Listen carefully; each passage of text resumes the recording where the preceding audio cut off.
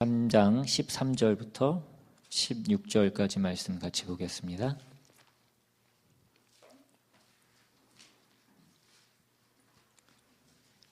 찾으셨으면 한 절씩 교독합니다. 제가 먼저 읽겠습니다.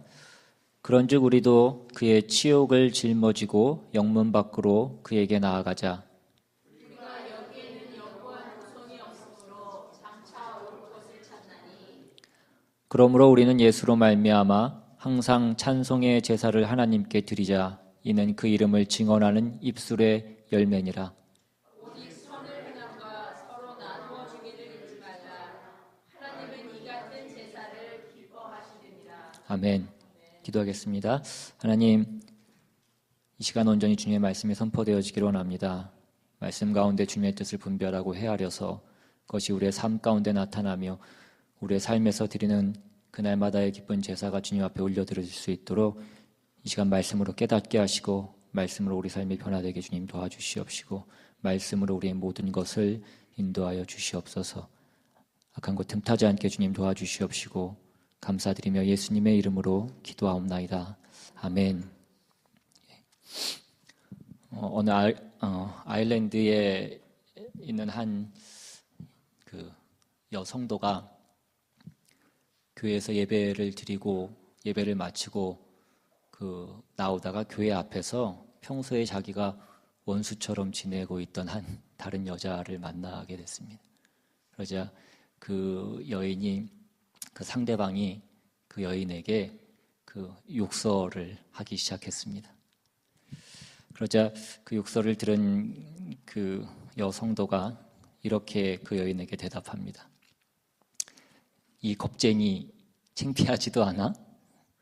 내가 지금 은혜 받은 상태이니까 내가 너와 상대해서 할 수 없을 거라고 생각해서 나한테 그렇게 했지. 그렇지만 조금만 기다려. 내가 이 상태로 오래 있지는 않을 거야 라고 그렇게 얘기했다고 합니다. 웃자고 한 얘기이기도 하지만 그냥 또 웃어 넘기기에는 오늘날 우리의 또 신앙의 삶의 모습을 적나라하게 그렇게 풍자하고 있는 것 같아서 또 씁쓸해지기도 하는 그런 이야기이기도 한 것 같습니다.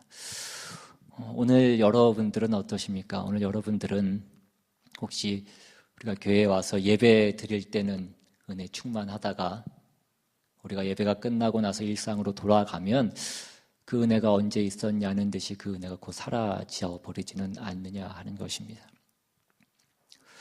우리는 지난주 말씀을 통해서 우리의 마음을 굳게 해주는 것은 어떠한 율법이나 어떤 구약의 제사가 아니라 즉 어떤 형식적인 그 종교 행위가 아니라 하나님이 예수 그리스도를 통해서 우리에게 주신 은혜라고 그렇게 배웠습니다. 구약의 그 동물로 제사를 드리던 그 제사는 예수님이 제물이 되셔서 단번에 드려진 그 제사로 인해서 그 제사는 종결이 된 것이고 따라서 그리스도인들은 이제 더 이상 동물로 제사를 드릴 필요가 없게 된 것입니다. 그 대신에 하나님이 그의 백성된 자들에게 요구하시는 것은 무엇입니까? 그것은 오늘 말씀해 보시면 찬송의 제사와 선을 행함과 나눔의 제사라고 그렇게 말씀합니다.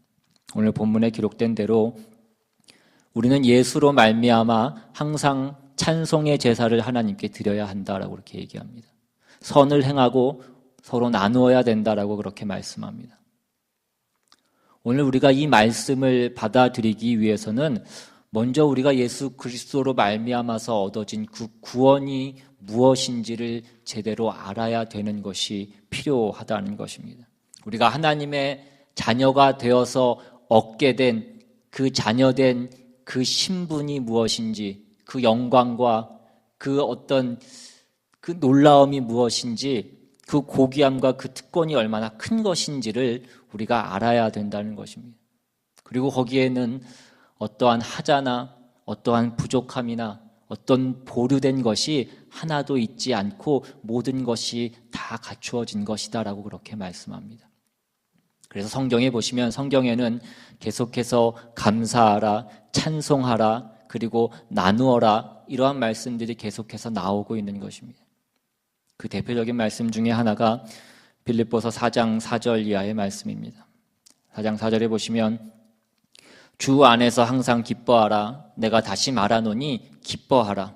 너희 관용을 모든 사람에게 알게 하라. 주께서 가까우시니라 라고 말씀합니다. 너희가 항상 기뻐하라 라고 그렇게 말씀합니다. 그리고 너희 관용을 알게 하라. 모든 사람에게 알게 하라고 그렇게 말씀합니다. 너희 관용을 알게 하라는 그 말씀은 너희가 가진 자다라는 그 말씀인 것입니다. 너희가 부자다. 너희가 나누고 너희가 양보하고 너희가 믿지라 이것입니다. 너희가 가진 자이기 때문이다라는 것입니다. 그 다음 6절에 보시면 아무것도 염려하지 말고 다만 모든 일에 기도와 간구로 너희 구할 것을 감사함으로 하나님께 아뢰라. 그리하면 모든 지각에 뛰어난 하나님의 평강이 그리스도 예수 안에서 너희 마음과 생각을 지키시리라 라고 그렇게 말씀합니다. 우리가 예수 그리스도로 말미암아서 구원을 얻었다라고 하는 것은 우리가 다만 죄와 사망과 형벌을 면하고 우리가 영생을 얻고 우리가 죽어서 천국에 가는 것만, 그런 정도만을 얘기하는 것이 아닌 것입니다. 우리가 구원을 받았다라는 것에는 우리가 거기에는 부수적인 많은 것들이 있습니다. 하나님이 인간을 지으실 때 육체를 지으신 것 같이 기쁨과 감격과 그런 감정을 우리에게 허락하셨습니다. 하나님께서 천지를 만드시고 사람을 만드시고 그 사람에게 오감이 있게 하시고 그런 기쁨과 그런 만족을 우리에게 허락하셨다라는 것입니다.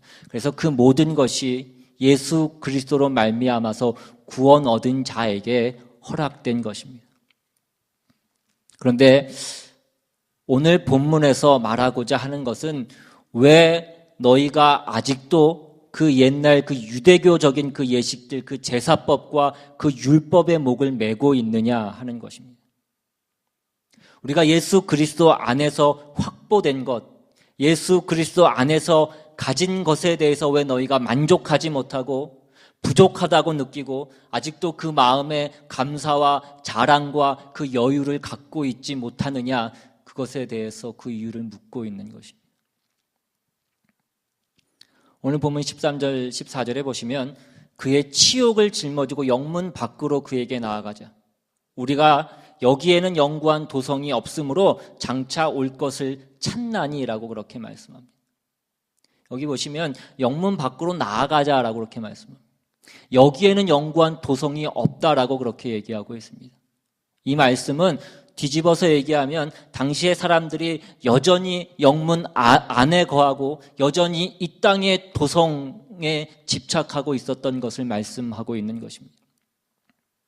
영문 밖으로 나가자라는 것은 그 구약의 율법과 그 제사법으로 강조된 그 유대주의에서 벗어나자라고 그렇게 말씀하고 있는 것입니다.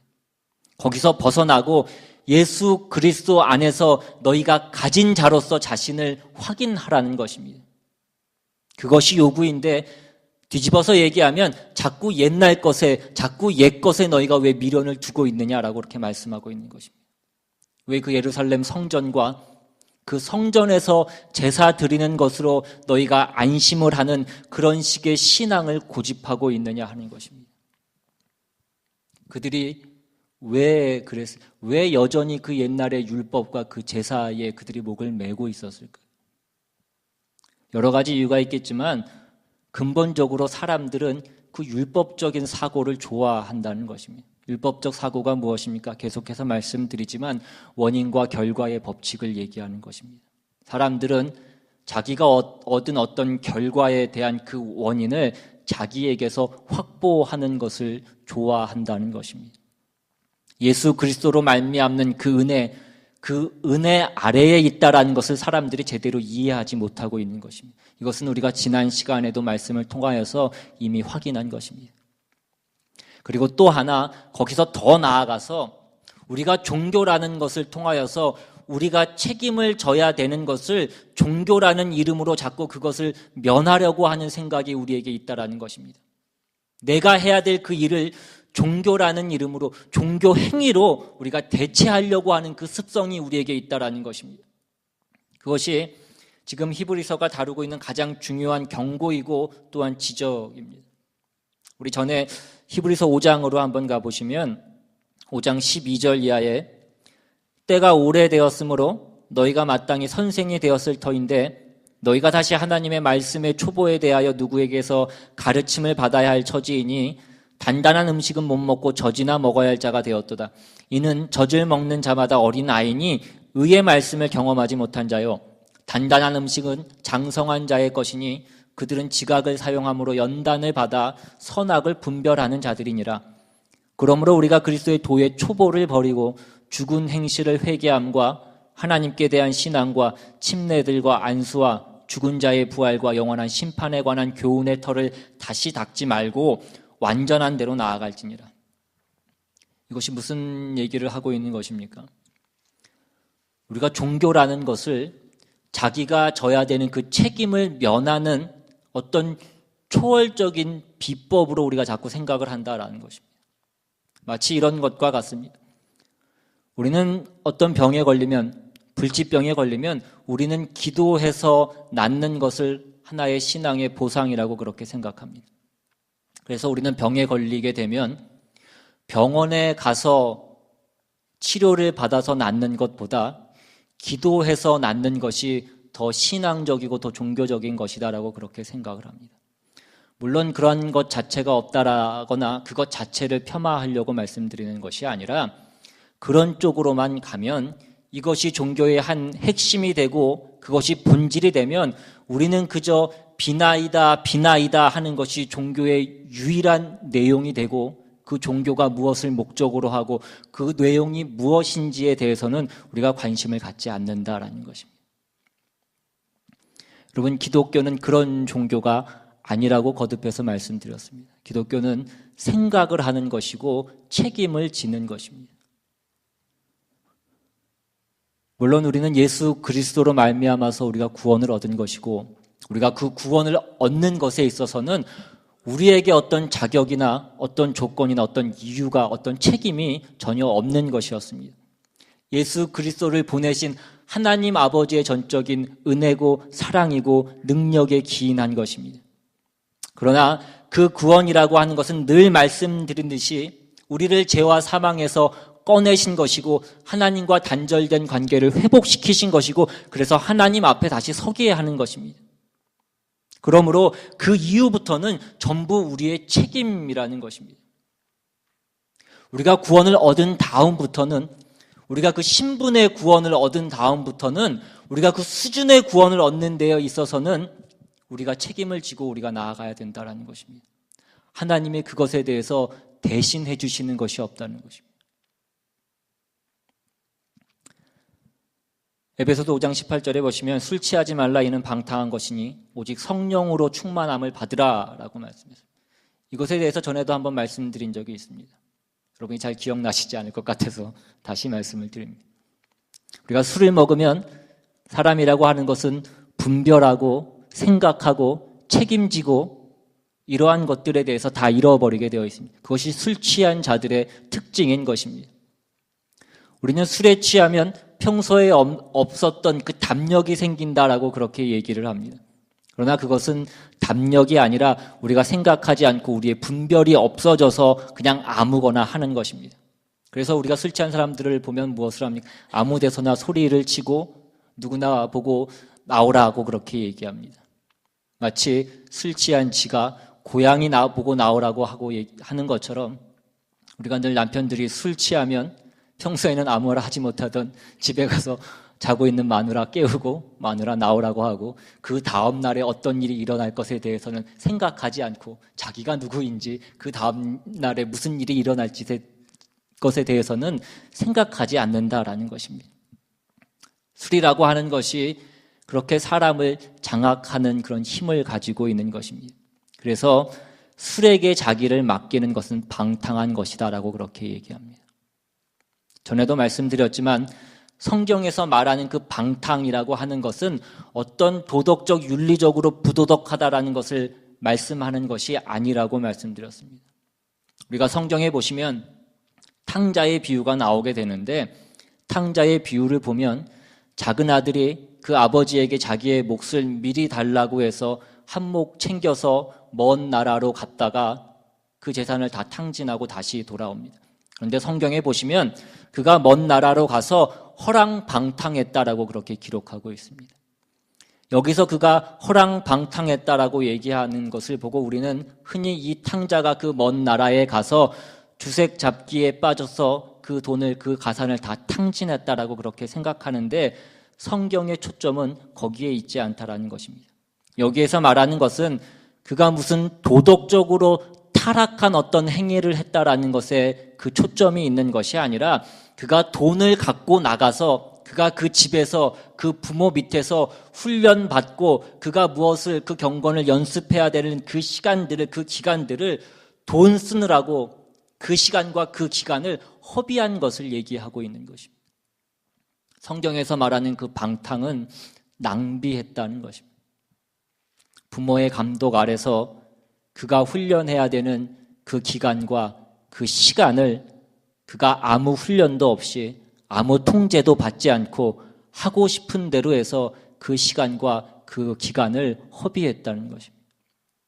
그래서 술 취한 것은 방탕한 것이다라고 말씀합니다. 술에 취하면 부도덕해지는 것이 아니라 술 취하면 이런 훈련과 절제와 분별과 책임의 시간을 그 시간으로 갖지 않는다는 것입니다. 그러면 성령 충만은 무엇입니까? 그것에 대조되는 성령 충만은 분별하고 책임지는 것을 얘기하는 것입니다. 성령 충만이 되면 성령이 오셔서 우리를 장악해서 마치 우리가 술 먹으면 술 취한 것 같이 술이 우리를 장악해서 술이 우리를 어떤 식으로 이끌어가고 있는 것처럼 성령이 우리를 장악해서 내 분별과 내 어떤 선택과 훈련 없이 성령이 나를 어떤 그 성숙한 자리로 그 수준 있는 자리로 데리고 가는 것을 얘기하는 것이 아닙니다. 그러니까 우리가 예수를 믿으면 우리가 신앙이라는 것을 가지면 우리가 어떤 종교적인 행위를 취함으로 우리가 술을 먹은 것 같이 성령이 우리를 장악해서 어떠한 신비한 힘이 우리를 장악해서 모든 것을 극복하고 우리를 성숙하게 만들 거라는 그런 기대를 갖지 말라는 것입니다. 구약의 어떤 형태를 취하는 것 같이 율법을 지키고 할례를 행하고 그 제사를 지내고 그러한 식으로 우리가 신앙을 가져서 내가 크고 내가 선택하고 내가 책임져야 하는 그 일들을 신앙이라는 이름으로 하나님께 떠넘기려고 하지 말라는 것입니다. 그래서 이 성령 충만을 받아라라는 그 얘기의 결론이 무엇이냐 하면 그 앞에 있는 내용들인 것입니다. 5장 1절부터 보시면 그러므로 사랑을 받는 자녀같이 너희는 하나님을 본받는 자가 되고 그리스도께서 너희를 사랑하신 것 같이 너희도 사랑 가운데서 행하라 이것입니다. 이렇게 살아라라고 그렇게 말씀하고 있습니다. 이것은 성령 충만을 받으면 그것의 결과로 자동적으로 이루어지는 것을 말씀하고 있는 것이 아닙니다. 이것은 내가 노력하고 책임으로 지고 연습해서 행해야 되는 우리의 몫이다 이것입니다. 계속해서 3절에 보시면 음행과 온갖 더러운 것과 탐욕은 너희 중에서 그 이름조차도 부르지 말라. 이는 성도에게 마땅한 바니라. 누추함과 어리석은 말이나 희롱의 말이 마땅치 아니하니 오히려 감사하는 말을 하라. 6절에 보시면 누구든지 헛된 말로 너희를 속이지 못하게 하라. 8절에 너희가 전에는 어두움이더니 이제는 주 안에서 빛이라. 빛의 자녀들처럼 행하라. 이 모든 것들이 신자들에게 그 책임으로 주어지고 있더라는 것입니다. 어떤 우리가 신앙적인 형태를 취하거나 어떤 종교적인 행위를 해서 그 신앙적인 열심과 그 헌신을 주 앞에 드림으로 그 결과가 우리에게 저절로 이루어지는 것은 아니라는 것입니다. 다음 9절에 보시면 빛의 열매는 모든 착함과 의로움과 진실함에 있느니라. 주를 기쁘시게 할 것이 무엇인가 시험하여 보라.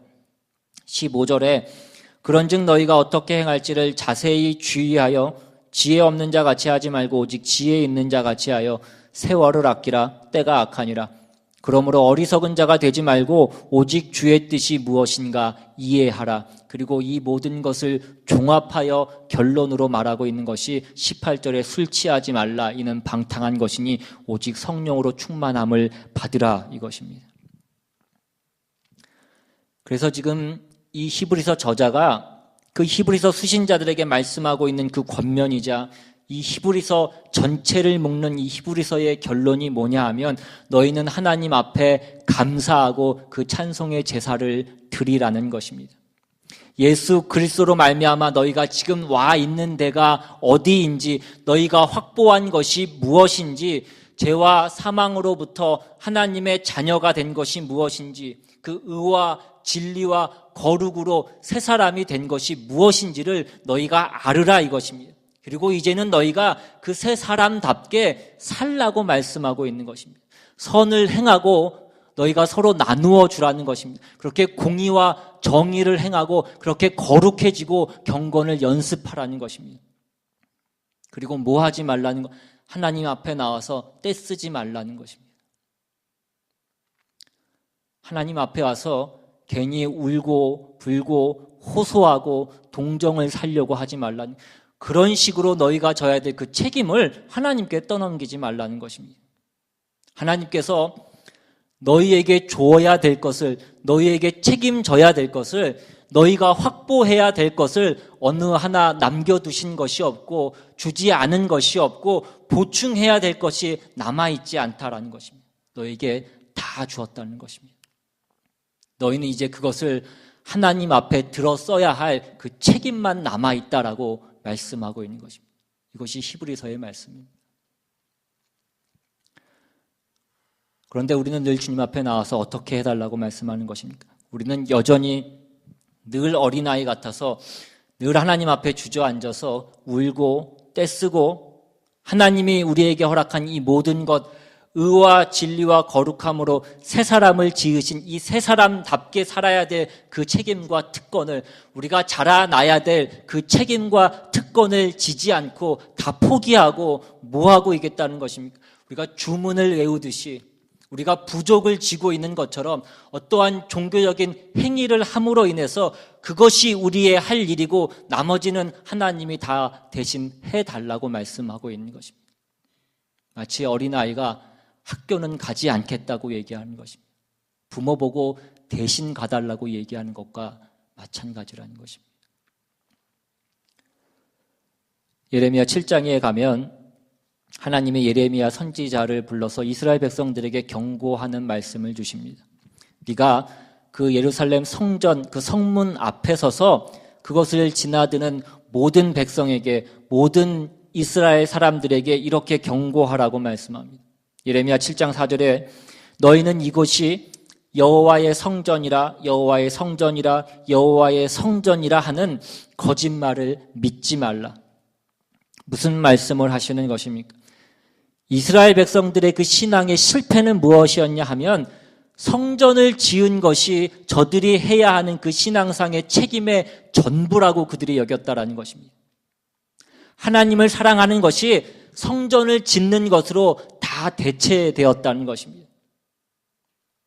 여러분, 이스라엘 백성들이 그 성전 지을 때 귀고리 빼고 가락지 빼서 그 성전 지었습니다.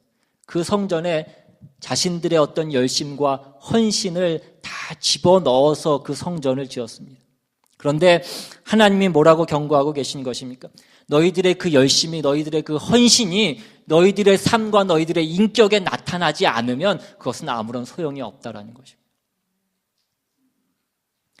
너희가 이 전을 지은 것은 하나님을 사랑하는 것이고 하나님을 기쁘시게 하려고 하는 너희들의 열심의 한 표지였다 이것입니다. 그렇다고 한다면 그 정성과 그 하나님을 향한 그 열심이 너희의 인격과 너희의 삶에 나타나야 된다라는 것입니다. 공의를 행하고 불쌍한 자를 돌아보고 겸손하게 살아야 된다라는 것입니다. 그렇지 않으면 그 모든 것이 다 소용이 없다는 것입니다. 여러분은 여러분의 그 신앙에 있어서 그 신앙을 책임지는 어떠한 행위, 여러분을 신앙상으로 안심시키는 어떠한 그 신앙상의 대표적인 행위가 무엇이냐는 것입니다. 11조를 하시는 것입니까? 아니면 기도를 하시는 것입니까? 아니면 주일날 이 자리에 나와 있는 것입니까? 성경이 요구하는 이것, 하나님을 본받는 자가 되라는 것입니다. 너희들의 어떠한 그러한 종교 행위를 하나 하는 것으로 인해서 너희가 삶 가운데 너희가 책임져야 될 것을 그것으로 때우려고 하지 말라는 것입니다. 거룩한 삶을 사는 것을 하나님 앞에 그 삶을 바치라 이것입니다.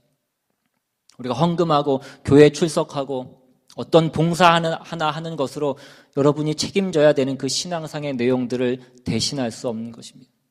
우리가 그거 하나 해놓고 하나님 앞에 나와서 내가 원하는 것을 해달라고 하나님 앞에 떼쓰지 말라 하는 것입니다.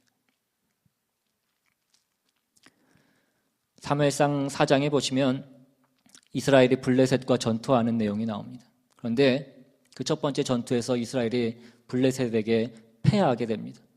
그러자 그들이 어떻게 하냐면 하나님을 우리의 편으로 끌어넣자. 그래서 이 전쟁에 승리하게 하자. 그래서 그들이 생각해낸 것이 당시에는 아직 성전이 지어지기 전이었기 때문에 그 하나님 여호와의 법궤가 실로에 있었습니다. 그 실로에 있던 그 언약궤를 가지고 와서 그 전쟁에 참여시켜서 그 전쟁에 앞장 세워서 이 전쟁을 승리로 이끌자라고 그렇게 얘기합니다. 그래서 그 언약궤를 앞세워서 그 전쟁을 하게 되는데 그 결과가 무엇이었습니까? 전보다 더 큰 패배를 하게 됩니다. 그 언약궤마저도 블레셋에게 빼앗기게 되고 그 언약궤 옆에 섰던 그 제사장 홈니와 비느하스도 그 전쟁에서 죽음을 당하게 됩니다.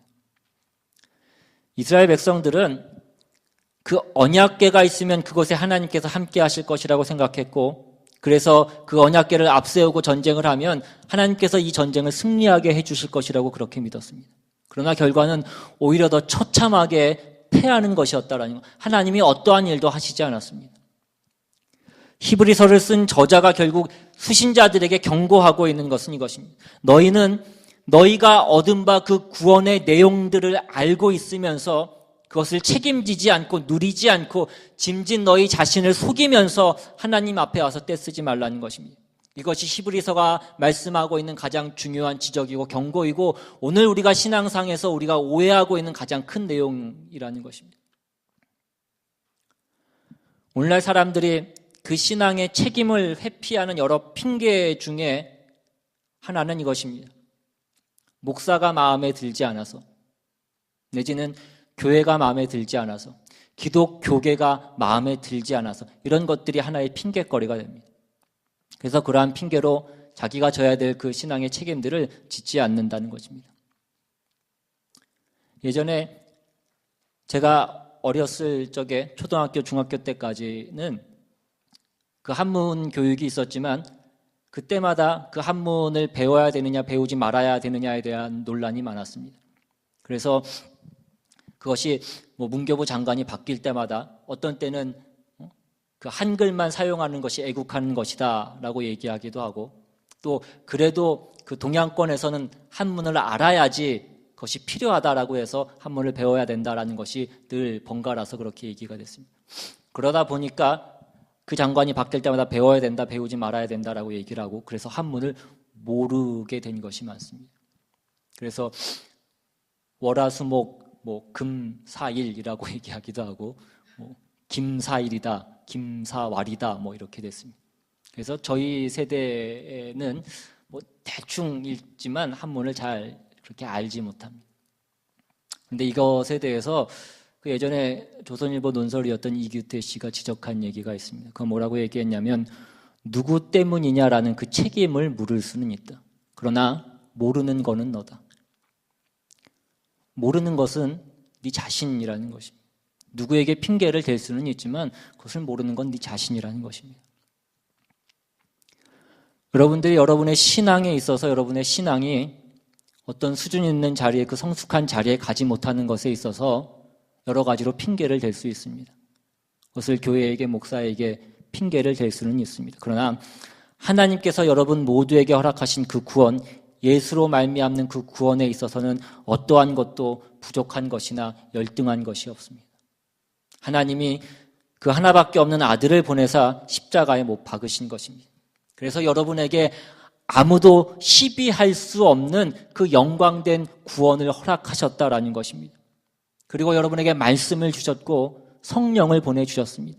그런데도 우리는 여전히 무엇인가가 부족하다고 하나님 앞에서 우기고 있는 것입니다. 여러분은 여러분의 신앙을 하나님 앞에서 점검하시고 여러분이 책임져야 될 그 신앙의 책임을 지면서 살아가실 수 있기를 바랍니다. 어떤 것으로도 우리가 핑계 댈 수 없습니다. 이것이 오늘 히브리서의 가르침인 것입니다. 그래서 이 복된 구원, 이 영광된 구원이 여러분의 삶 가운데 실제로 체험될 수 있기를 바랍니다. 여러분들 남의 간증 듣는 것으로 그것을 때우려고 하지 마십시오. 여러분의 신자된 이 복된 부름 속에 허락된 것들을 여러분 삶 가운데 확인하시고 누리시고 여러분들이 간증하시는 그 복된 여러분의 신자된 삶이 되실 수 있기를 주님의 이름으로 축원합니다. 우리 시간 함께 찬양하고 기도하기 원합니다. 오늘 우리에게 허락된 그 주님의 은혜와 주님의 복된 구원이 무엇인지를 우리가 다시 한번 깨달아서 우리가 주님께 온전히 찬양하며 우리의 삶 가운데 날마다 그 감사의 찬양이 끊이지 않고 우리의 삶 가운데 날마다 우리가 책임져야 될 그 신자의 책임이 무엇인지를 늘 기억해서 우리가 그 책임된 삶을 살아가는 우리가 될 수 있기를 바랍니다.